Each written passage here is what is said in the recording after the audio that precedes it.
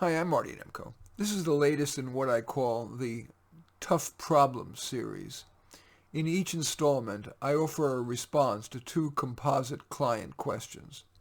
Dear Dr. Marty, it's embarrassing to admit, but the most worrisome aspect of my having to stay home because of the coronavirus is that I'm afraid I'll gain weight. Any advice? Here's my response. I understand that if you're home a lot, food's always around, and it takes special effort to get out and exercise. But maybe you'll find one or more of the following to be helpful.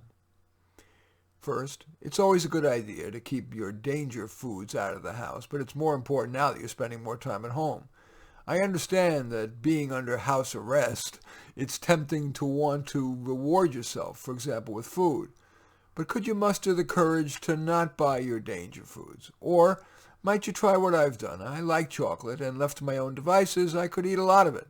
So I bought a big bar, and I cut it into bite-sized little pieces, put them all into a baggie that I hide into a closed cabinet, and I try to allow myself just one bite each day. I must admit that I do sometimes cheat, but I'm better than I could have been. Second, maybe the most potent weight management tool is consciousness.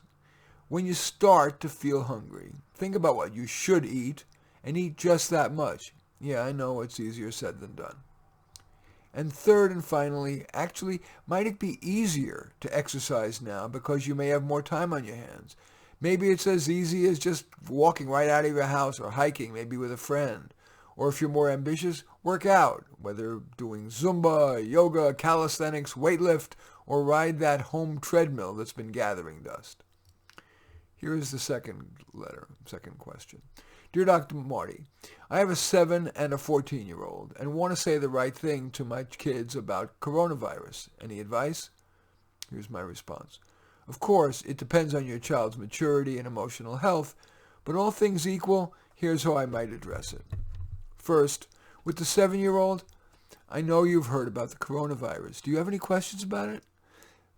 Starting that way, enables me to address the issue as the child perceives it. Assuming your child has no questions or that I will have answered them, I'd probably then say something like, you know, when you had a cold with a sore throat or a cough, well, coronavirus is kind of a cold. The difference is that it spreads easily, so to protect yourself and other people, until I tell you, which could be quite a while, you shouldn't touch other people, maybe a few months, by the way, something like that. You shouldn't touch other people except mommy, daddy, or your sister. And you also should stand a little further away from other people than you usually do. You should wash your hands carefully and more often, and try to keep your hands away from your face. I know that's a lot. Do you want to write it down or have me write it down for you? Do you have any questions? With the 14-year-old, I'd also start and end by asking if he or she had any questions. And in the middle, I'd say something like, your risk, and even the risk of older people getting severe coronavirus disease, let alone dying, is small, as long as you do the things they've been telling you ad nauseum.